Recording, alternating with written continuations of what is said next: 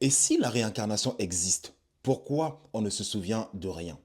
Voilà une question intrigante et pertinente que m'a posée un de mes abonnés au nom de Rock. Et j'ai choisi de répondre en vidéo parce que je suis convaincu que Rock n'est pas le seul à se la poser.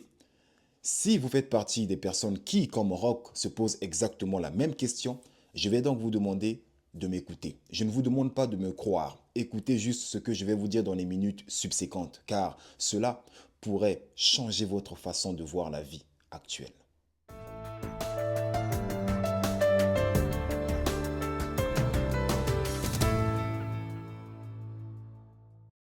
Salut à vous, très chère étincelle divine. J'espère que vous allez merveilleusement bien, tout comme moi, ça ne change pas. Qui plus est, je me sens toujours aussi parfaitement divin, et d'ailleurs, vous devriez dire la même chose. Celui qui ne sait pas qu'il sait, éveille-le. Voilà le but de ma chaîne Motiveuse Power. Éveillez vos consciences en vous poussant sans cesse à la réflexion afin que chacun puisse tendre vers sa propre sagesse. D'où le slogan sagesse intérieure. Alors, Rock, permets-moi de te tutoyer. Donc, je vais reprendre ta question. Si la réincarnation existe, pourquoi on ne se souvient de rien? Ou du moins, pourquoi tu ne te souviens de rien? Et si je te disais que cet oubli n'est pas un bug, mais plutôt une partie essentielle du plan, me croirais-tu? Bon, écoute, imagine une seconde que tu te réveilles le matin et tu te souviens de toutes tes vies passées. Je dis bien de toutes tes vies passées. Tu te souviens de tous tes amours, de toutes tes trahisons, de toutes tes défaites, de toutes tes morts, de toutes tes victoires. Tu te souvenais de tout. En gros, tu te réveilles avec 1 milliard d'images ou de souvenirs dans ton cerveau. Comment passerais-tu ta journée? Penses-tu vraiment que tu survivrais avec toute cette charge mentale de souvenirs ou d'images? Est-ce que tu pourrais encore aimer quelqu'un si tu te souvenais de toutes les fois où on t'a brisé le cœur? Est-ce que tu pourrais encore avancer si tu portais encore en toi tous les traumatismes des dizaines d'existences? Essaie juste d'imaginer. Est-ce que tu survivrais une journée entière en ayant en mémoire tous les souvenirs de toutes tes vies antérieures? Et c'est là que les traditions spirituelles ou encore ésotériques introduisent une idée fascinante pour expliquer pourquoi est-ce qu'on ne se souvient de rien. Cette idée est le voile de l'oubli. Permets-moi de t'expliquer ce concept. Avant notre réincarnation sur Terre, nous nous sommes volontairement soumis à l'amnésie totale ou partielle. Autrement dit, avant de t'incarner, tu as volontairement accepté d'appuyer sur le bouton Reset pour avoir en quelque sorte une réelle chance de pouvoir recommencer, de pouvoir apprendre, de pouvoir choisir, aimer sans être écrasé par le passé. Parce que si tu connaissais toutes tes vies anciennes ou si tu te souvenais de toutes tes vies anciennes, tu n'aurais plus de liberté, mais plutôt de la stratégie ou de la peur. Tu vivrais ta vie en échafaudant des stratagèmes parce que tu portes encore le poids de toutes tes vies anciennes. Tu n'agirais plus avec liberté, avec amour, mais plutôt avec stratégie ou du moins avec peur. Voilà pourquoi tu as volontairement accepté l'amnésie totale ou partielle, c'est-à-dire d'appuyer sur le bouton reset pour avoir une nouvelle chance de d'apprendre, de choisir, d'aimer sans être écrasé par le passé. Imagine que ta vie soit un film, bien que ce soit le cas. Si tu connaissais déjà la fin de l'histoire, on est bien d'accord que chaque scène perdrait son sens, n'est-ce pas? Si tu connaissais déjà le début, la fin, le milieu, chaque scène n'aurait plus de sens, tu vois. Or, pour goûter pleinement l'histoire, il faut l'oublier. Et le seul moyen pour nous d'exercer notre pouvoir de créateur, c'est en créant. Il faut qu'il y ait l'oubli pour que le film ou la création ait un sens. Ça n'a aucun sens de créer ton futur si tu sais déjà comment ton futur va se dérouler. Tu sais que demain à telle heure je vais faire ceci, cela, ça n'aurait aucun sens. Donc pour que ce film, pour que le film de ta vie ait un sens, il faut qu'il y ait l'oubli. Tu dois oublier tes vies anciennes. Tu dois oublier certains traumatismes que tu as eus dans tes vies antérieures afin de te permettre de vivre pleinement ta vie, de créer consciemment ta vie sans être écrasé par le poids de ton passé. Rock, j'aimerais que tu comprennes le fait suivant. Notre vie sur Terre est une opportunité qui nous est donnée afin de continuer notre processus d'évolution, car nous sommes par nature, par essence, des êtres en quête perpétuelle de croissance et d'évolution. Or, si tu connaissais toutes tes erreurs passées, tu agirais par stratégie ou par peur et non par choix authentique. Voilà pourquoi le voile, entre guillemets, te permet ou te donne une forme de liberté morale. Cependant, je tiens aussi à préciser que tes vies antérieures, toutes tes mémoires anciennes ne sont pas effacées. Non, elles sont toutes enregistrées dans une forme, dans une base de données, entre guillemets. Ce que certains pourraient appeler le karma, d'autres traditions appellent cette mémoire collective des archives akashiques. Ces mémoires sont stockées dans l'inconscient collectif. Et ces mémoires peuvent se manifester sous différentes formes, comme sous forme d'intuition ou de phobie inexpliquée. Elles peuvent aussi se manifester sous forme de talent spontané, d'attirance ou de répulsion. Par exemple, c'est juste un exemple que je te donne. Si par exemple dans l'une de tes vies antérieures, tu étais une personne extrêmement misogyne, c'est-à-dire d'une misogynie invétérée, eh bien, dans ta réincarnation, tu as fait le choix d'évoluer, de croître, de dépasser ce stade de misogynie, eh bien, sans le savoir, tu vas développer une forme d'aversion pour la misogynie. Eh bien, cela fait partie de ton processus, de ton plan d'évolution. Voilà pourquoi j'ai dit que nos mémoires peuvent se manifester sous forme d'attirance ou de répulsion.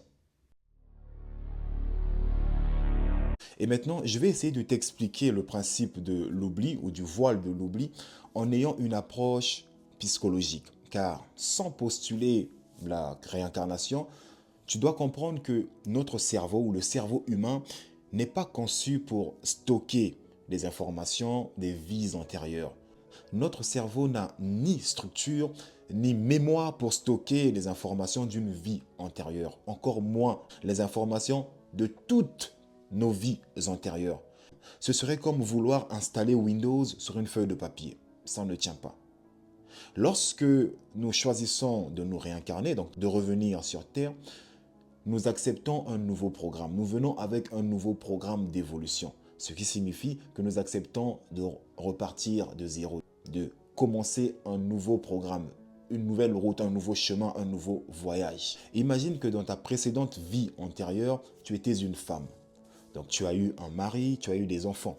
Et maintenant, tu t'es incarné dans cette vie-ci en tant que roc, donc en tant qu'un homme. Et disons que tu traînes avec toi les mémoires ou les souvenirs de ta vie antérieure.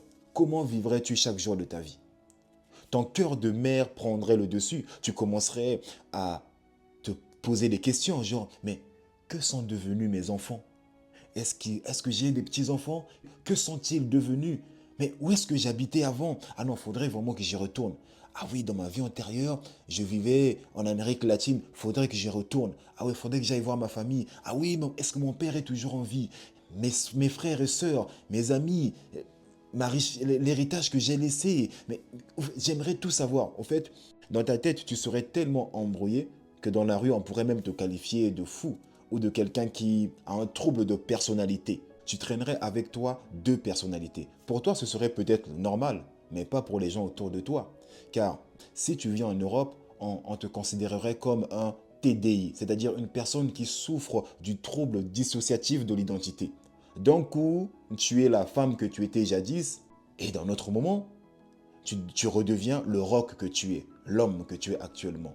Et je peux te garantir qu'avec ce genre de trouble dissociatif d'identité, ta place serait à l'HP.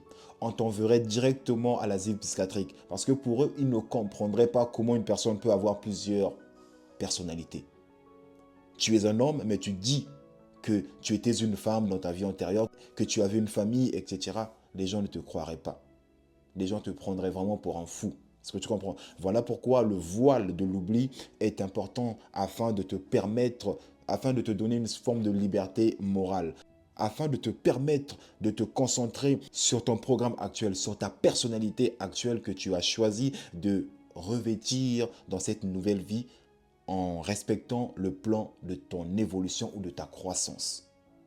Et maintenant, je vais encore te l'expliquer en ayant une approche philosophique. Même si la réincarnation existe, tu dois comprendre que l'identité personnelle entre deux vies peut être trop différente pour que la mémoire ait un sens. Et je vais te donner un exemple. Si tu ne gardes ni le même corps, ni la même personnalité, ni le même cerveau, alors être toi d'une vie à l'autre est une question plus complexe que le simple souvenir. Alors, Rock, dis-toi que le voile de l'oubli est important pour nous parce qu'il te permet de protéger ton esprit et de vivre une vie neuve, entre guillemets. Il te permet aussi d'éviter ce qu'on appelle la surcharge cognitive et émotionnelle, parce que ce serait très difficile pour ton cerveau ou ton mental de supporter toutes les informations de toutes tes vies antérieures. D'autant plus, tu ne sais pas combien de vies antérieures tu as eues. Suite à cela, tu te poses probablement la question suivante. Oui, j'ai compris ce que tu m'as dit, mais comment accéder à ne serait-ce qu'une de mes vies antérieures? Je ne veux pas connaître toutes mes vies antérieures, mais au moins quelques-unes. Comment faire pour y parvenir? Ce à quoi je te répondrai, es-tu prêt à faire face à certaines choses dont tu n'aurais jamais pu imaginer que tu serais capable de faire? Je m'explique. On ne va pas se voiler la face. Il ne faut pas se dire qu'on a toujours été saint durant toutes nos vies antérieures. Nous n'avons pas toujours été saints dans toutes nos vies antérieures. Il y a certaines choses que nous avons faites dont nous ne serions pas dignes si nous venions à faire face à elles. Voilà pourquoi je te demande, es-tu prêt à assumer ce que tu feras? Imaginons que dans l'une de tes vies antérieures, tu étais le bras droit de l'Allemand, là, le H. Imagine, son bras droit. Cela signifie que tu cautionnais toutes ces atrocités perpétrées sous son commandement. Et alors, tu décides aujourd'hui d'avoir accès à une de tes vies antérieures. Et tu tombes précisément sur cette vie-là, où tu étais le bras droit du H. Serais-tu capable d'accepter que c'était toi? Je doute fort, parce que ta nouvelle personnalité, ta nouvelle conception, ta nouvelle conscience te dirait non, non, non, non, non, moi je ne peux pas. Non, c'est pas moi qui ai fait ça. Non, il est hors de question. Je n'ai pas été aussi atroce comme ça. Non, tu vois. Donc c'est la raison pour laquelle je te dis, c'est bien de vouloir avoir accès à certaines de tes vies antérieures, mais es-tu prêt à faire face à ce que tu verras? Es-tu prêt à regarder en face certains actes que tu as commis, certaines choses que tu as faites qui ne te rendront pas digne, et ensuite te regarder dans la glace et accepter que c'était toi? Parce que, on va pas se mentir, nous n'avons pas toujours été saints dans nos vies antérieures. Donc si tu n'es pas prêt à accepter ce que tu verras en face, je te conseille de te concentrer sur le but de ta vie. Concentre-toi sur le but de ta vie parce que celui-ci est en relation avec ton plan d'évolution, de croissance, qui, lui, est en relation avec tes vies antérieures. Parce que nous sommes des êtres en quête perpétuelle d'évolution ou de croissance. Alors, très chère étincelle divine, dites-moi ce que vous avez pensé de cette vidéo et si vous avez d'autres questions, n'hésitez pas à me les poser dans la section commentaires. De surcroît, n'oubliez pas de commenter, liker, partager cette vidéo tout autour de vous afin qu'elle touche toutes les personnes qui se demandent mais si la réincarnation existe, pourquoi on ne se souvient de rien?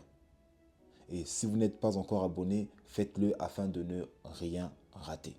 Et moi, je vous dis à la prochaine vidéo et que Dieu vous bénisse. Ciao.